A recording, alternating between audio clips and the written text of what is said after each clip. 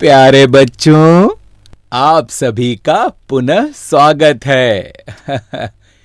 तो क्या आप सब खेल खेल में योग सीखने को तैयार हो? हाँ बाबा जी। तो अब तैयार हो जाओ हमारे साथ घूमने के लिए।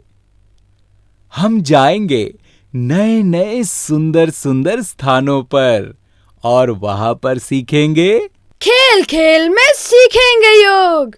हाँ, और हाँ बच्चों, आहार हमारे जीवन को बहुत प्रभावित करता है। तो आहार और फलों की जानकारी आपको आचार्य जी देंगे। नमस्ते आचार्य जी। खुश रहो बच्चों। खेल खेल में योग और दीपिका दीदी हमें कहानियाँ एवं कविता भी सुनाएंगी, है ना दीदी? हाँ बच्चों। मित्रों, मैं हूँ चिराग और यह है रुचि।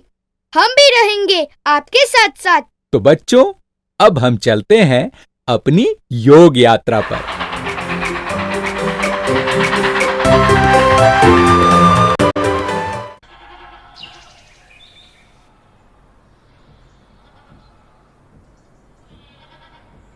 बच्चों, यह महाराष्ट्र की विश्व प्रसिद्ध एलोरा गुफाएं हैं। इनके ऐतिहासिक महत्व के कारण इन गुफाओं को विश्व धरोहर घोषित किया गया है। इन गुफाओं में बनी विविध प्रतिमाएं धार्मिक एकता को दर्शाती हैं। बाबा जी, इतने बड़े बड़े पत्थर यहाँ कैसे लाए गए? अरे नहीं, इन्हें यही बड़ी बड़ी चट्टानों को काट कर बनाया गया है।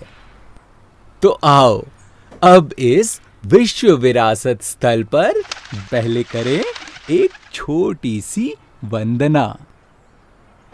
जिसने सूरज चांद बनाया, जिसने तारों को चमकाया, जिसने फूलों को महकाया, जिसने चिड़ियों को चहकाया, जिसने सारा जगत बनाया, हम उस ईश्वर के गुण गाए, उसे प्रेम से शीश झुकाए। आओ सुने कहानी। अब इस विश्व विरासत स्थल पर दीपिका से सुनते हैं, हाँ, कहानियां। अरुण बहुत अमीर घर का है। वो रोज अलग अलग और नए नए कपड़े पहनता है। संतोष उसे देखकर मन ही मन दुखी होता है। उसे भी ये सब चीजें पाने की इच्छा होती है। संतोष को दुखी देखकर उसकी माँ उससे कारण पूछती है।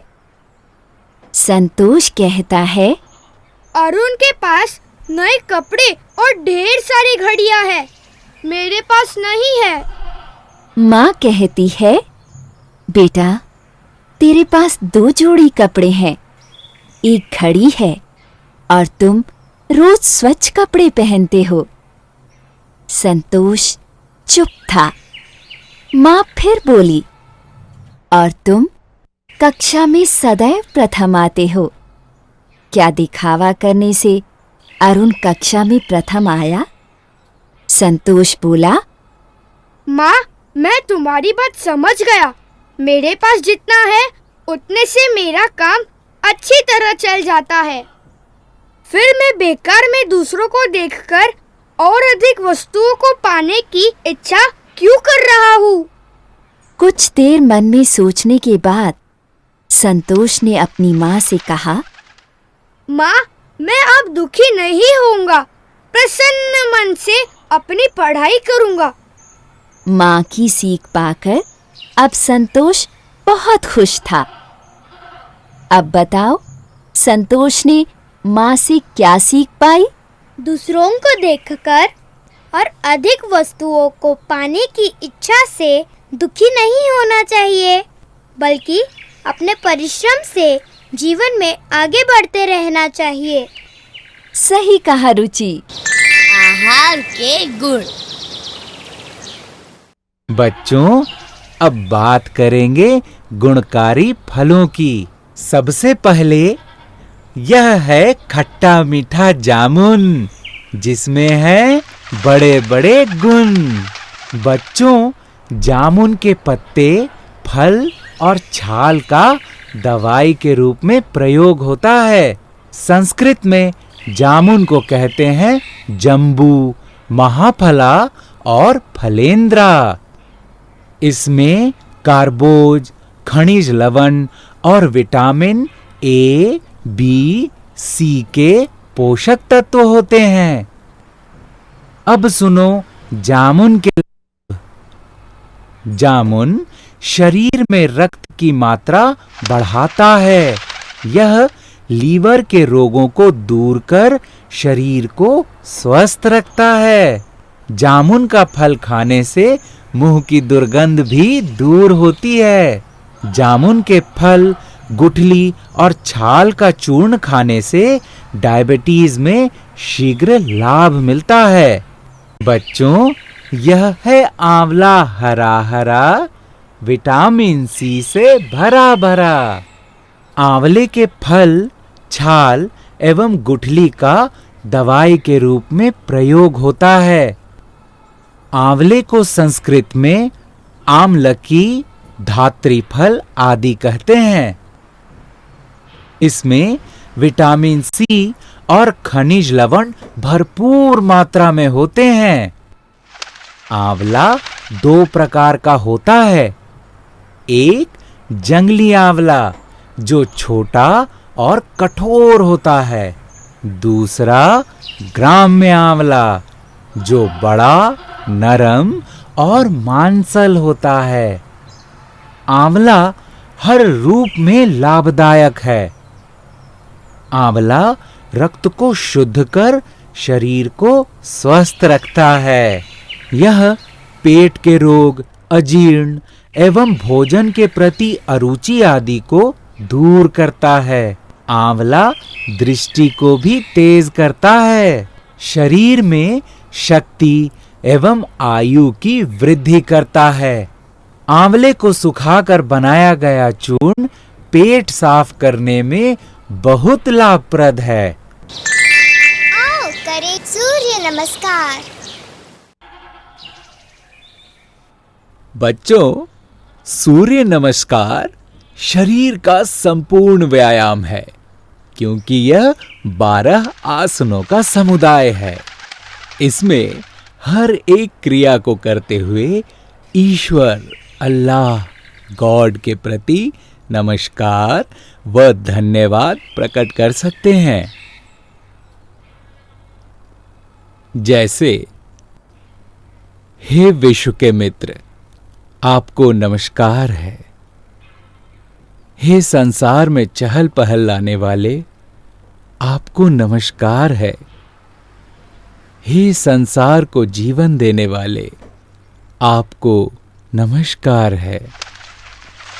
हे प्रकाश पुंज, आपको नमस्कार है। हे आकाश में गति करने वाले देव, आपको नमस्कार है।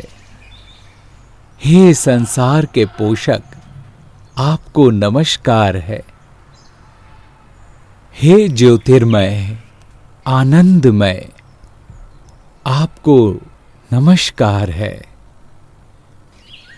हे संसार में किरणों के माध्यम से प्रकाशित करने वाले स्वामी, आपको नमस्कार है।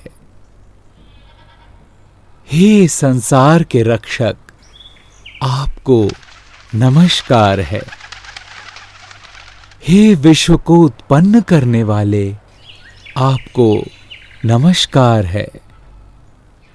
हे अपवित्रता के शोधक, आपको नमस्कार है।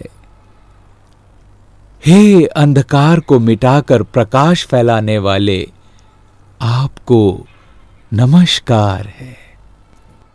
तो इन भावनाओं के साथ अब रुचि के साथ शुरू करते हैं सूर्य नमस्कार। पहली स्थिति। नमस्कार की स्थिति में हाथों को छाती के सामने रखो, पैरों के पंजे और एड़ियां मिली हुई हो। दूसरी स्थिति। श्वास अंदर भरकर सामने से हाथों को खोलते हुए पीछे की ओर ले जाओ। दृष्टि आकाश की ओर रहे। कमर को भी यथाशक्ति पीछे की ओर झुकाओ। तीसरी स्थिति। श्वास बाहर निकालकर हाथों को पीछे से सामने झुकाते हुए पैरों के पास जमीन पर टिका दो। यदि हो सके तो हथेलियों को भी भूमि से स्पर्श करो तथा सिर को घुटनों से लगाने का प्रयास करो। यह पादहस्त आसन है। चौथी स्थिति। अब नीचे झुकते हुए हथेलियों को जमीन पर टिका कर रखो। बायां पैर उठाकर पीछे भुजंगासन की स्थिति में ले आओ। दायां पैर दोनों हाथों के बीच में रहे। घुटना छाती के सामने रहे तथा एड़ी भूमि पर टिकी हुई हो। दृष्टि आकाश की ओर हो। श्वास अंदर भरकर रखो। पांचवी स्थिति। श्वास बाहर निकालकर दाएं पैर को भी पीछे ले जाओ। गर्दन और सिर दोनों हाथों के बीच रहे। कूल्हे और कमर ऊपर उठाकर तथा सिर को झुकाकर नाभि को देखो। यह पर्वतासन भी कहलाता है। छठी स्थिति। हाथों एवं पैर के पंजों को स्थिर रखते हुए छाती और घुटनों से भूमि पर स्पर्श करो। इस प्रकार दोनों हाथ, दोनों पैर, दोनों घुटने, छाती एवं ठोड़ी, इन 8 अंगों के भूमि पर टिकने से यह साष्टांग आसन भी कहलाता है। श्वास प्रश्वास सामान्य हो। सातवीं स्थिति। श्वास अंदर भरकर छाती को ऊपर उठाते हुए आकाश की ओर दृष्टि रखो। कमर भूमि पर टिकी हुई हो। हाथ एवं पैर सीधे रहें। यह भुजंगासन है। आठवीं स्थिति। श्वास बाहर निकालकर दोनों पैरों को पीछे ले जाओ। गर्दन और सिर दोनों हाथों के बीच रहे। कूल्हे और कमर ऊपर उठाकर तथा सिर को झुकाकर नाभि को देखो। नौवीं स्थिति। हथेलियों को जमीन पर टिका कर रखो। अब बाएं पैर को दोनों हाथों के बीच में ले आओ। दायां पैर पीछे भुजंगासन की स्थिति में रहेगा। बायां पैर दोनों हाथों के बीच में रहे। घुटना छाती के सामने रहे तथा एड़ी भूमि पर टिकी हुई हो। दृष्टि आकाश की ओर हो। श्वास अंदर भरकर रखो। 10वीं स्थिति। श्वास बाहर निकालकर दाएं पैर को बाएं पैर के पास ले आओ। अब दोनों हाथों को सामने झुकाते हुए पैरों के पास जमीन पर टिकाने की कोशिश करो। यदि हो सके तो हथेलियों का भूमि से स्पर्श करो। और अब सिर को घुटनों से लगाने का प्रयास करो। 11वीं स्थिति। श्वास अंदर भरकर सामने से हाथों को खोलते हुए पीछे की ओर ले जाओ। दृष्टि आकाश की ओर रहे। कमर को भी पीछे की ओर झुकाओ। यह हस्तोत्तान आसन भी कहलाता है। 12वीं स्थिति। सूर्य की ओर मुख करके खड़े हो जाओ और नमस्कार की स्थिति में हाथों को छाती के सामने रखो। आइए सूर्य नमस्कार फिर से दोहराते हैं। पहली स्थिति, दूसरी स्थिति, तीसरी स्थिति,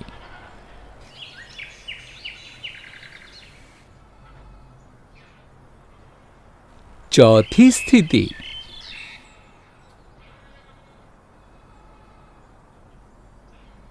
पांचवी स्थिति,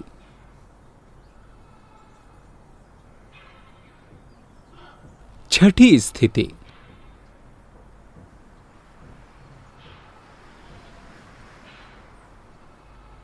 सातवीं स्थिति,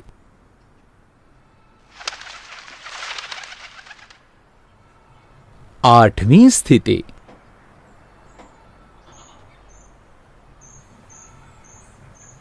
नौवीं स्थिति,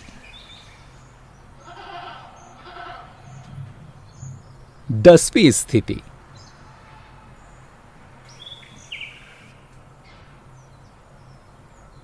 11वीं स्थिति, 12वीं स्थिति। सूर्य नमस्कार से सारे शरीर का व्यायाम अच्छी तरह होता है। यह शरीर को मजबूत एवं स्वस्थ बनाता है। इससे पेट ठीक से साफ होता है और पाचन क्रिया भी दुरुस्त हो जाती है। बच्चों, सूर्य नमस्कार से अधिक लाभ पाने के लिए कुछ नियमों का पालन करना चाहिए। सूर्य नमस्कार प्रातः समय करना अधिक लाभकारी होता है। सूर्य नमस्कार की 12 स्थितियों को एक बार पूरा करने पर एक चक्र कहते हैं। अधिक लाभ के लिए कम से कम 10 से 15 चक्र अवश्य करने चाहिए। लेकिन बीमार होने पर सूर्य नमस्कार नहीं करना चाहिए। ऐसे में योग शिक्षक से सलाह लेकर धीरे धीरे कर सकते हैं। सूर्य नमस्कार की 12 स्थितियों को करते समय पूरक, कुंभक और रेचक का विशेष ध्यान रखना चाहिए। पूरक यानी श्वास अंदर लेना।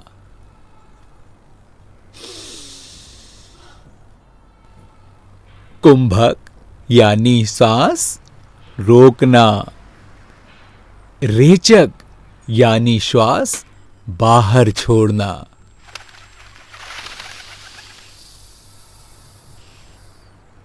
हमारी यात्रा यही समाप्त होती है।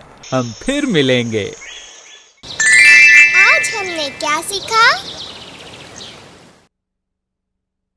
भावों को पहचानो।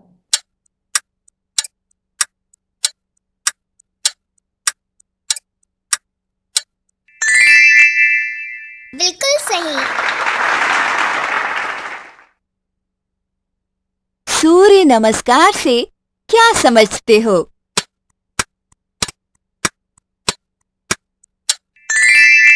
हाँ, बिल्कुल सही। सूर्य नमस्कार में कितने आसन होते हैं?